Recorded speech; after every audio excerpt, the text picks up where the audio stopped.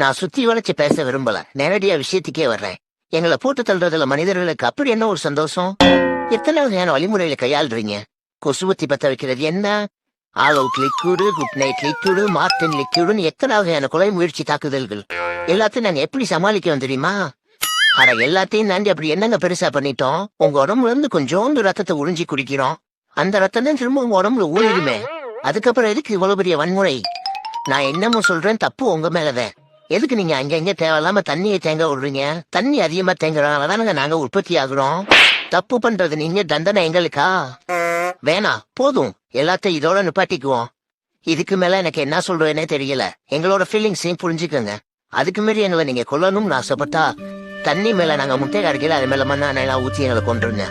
இல்ல எங்க தப்பெல்லாம் நாங்க திருத்த முடியாதுன்னு நீங்க சொன்னீங்கன்னா, நாங்க உங்களை கடிச்சு அடிபட்டு சாகவும் தயார் என்று கூறி விடைபெறுகிறேன். நன்றி, வணக்கம்.